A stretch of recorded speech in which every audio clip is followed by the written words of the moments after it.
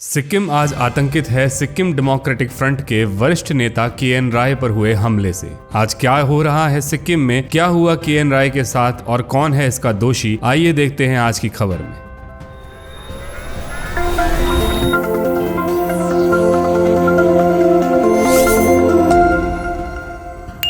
Sikkim democratic front के senior leader K. N.. राय और spokesperson Shiv Kumar तिमसेना पर 1 मार्च 2024 को मल्ली के माझीगांव में दोपहर 2:30 पर हमला किया गया। आरोप लगाया गया कि ये हमला रूलिंग पार्टी सिक्किम क्रांतिकारी मोर्चा के कार्यकर्ताओं द्वारा किया गया। के.एन. राय सर, हेर्नुहोस् सरलाई आज कस्तो गरेको छ। मल्ली क्षेत्र कुमिन्डे बाटोमा यसरी टर्चर गरिएको छ।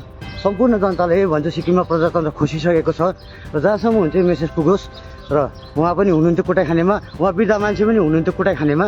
हेर्नुहोस् है, सूत्रों के मुताबिक हमले को लेकर एक अहम घटनाक्रम में 6 लोगों को मल्ली पुलिस द्वारा गिरफ्तार किया गया है। खबरें वायरल होते ही सिक्किम डेमोक्रेटिक फ्रंट ने इस घटना को क्रिटिसाइज तो किया ही, साथ ही सिक्किम पुलिस से अर्जेंटली एक्शन लेने की मांग की। हाल ही में सिक्किम के भूतपूर्व मुख्यमंत्री और SDF के प्रेसिडेंट पवन चामलिंग ने भी उनकी पार्टी के कार्यकर्ताओं पर हो रहे हमलों के खिलाफ इलेक्शन कमीशन में एक याचिका दायर की थी, जिसमें उन्होंने सेंट्रल गवर्नमेंट द्वारा इलेक्शन से पहले प्रेसिडेंट रूल लगाने की मांग की थी। चामलिंग और उनकी पार्टी का कहना है कि सिक्किम में प्रेम सिंह तामांग की सरकार ने डेमोक्रेसी को मजाक बनाकर रख दिया है और उनकी पार्टी पर हो रहे हमले ही इस बात का सबूत है। घटना के बाद सिक्किम के मुख्यमंत्री प्रेम सिंह तामांग ने भी के.एन. राय पर हुए हमले की निंदा की है। उन्होंने अपने सोशल मीडिया अकाउंट में लिखा कि वे फॉर्मर स्पीकर के.एन. राय पर मल्ली में हुए हमले की निंदा करते हैं। के.एन. राय एक रेस्पेक्टेड राजनेता और सीनियर सिटीजन है और उन्हें इस तरह मिसट्रीट नहीं किया जाना चाहिए। उन्होंने आगे लिखा कि आरोपियों को जल्द से जल्द पकड़ा जाएगा और के.एन. राय को न्याय जरूर मिलेगा। उन्होंने सिक्किम वासियों से शांति और एकता बनाए रखने की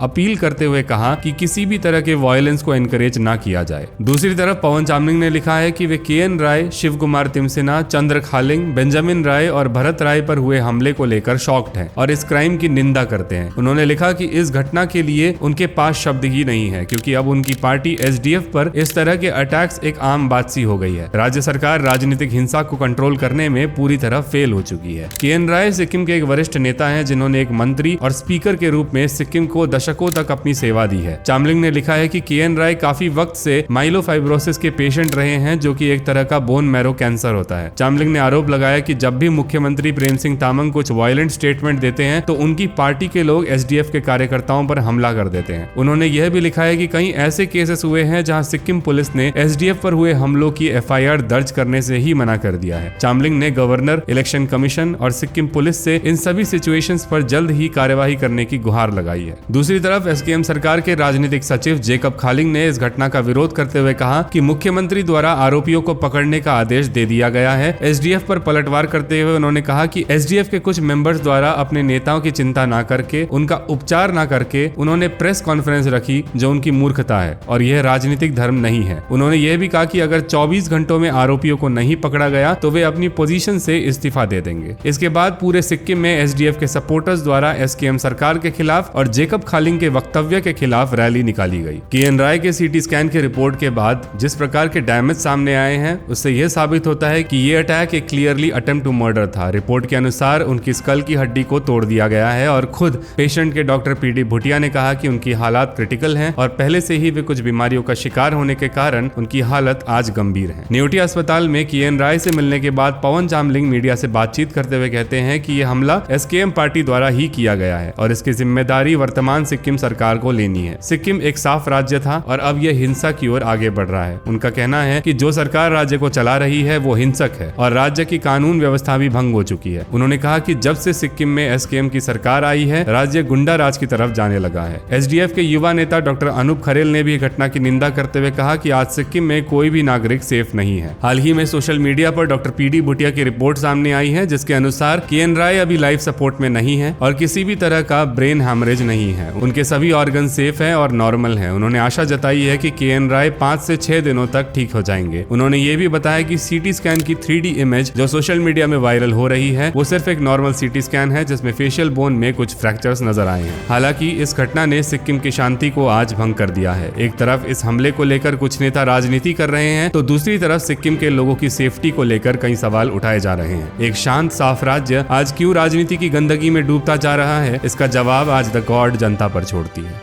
नॉर्थ बंगाल और सिक्किम की खबरों के लिए फॉलो करें और सब्सक्राइब करना ना भूले द कॉर्ड भारत को। खबरें हमारी, साथ आपका।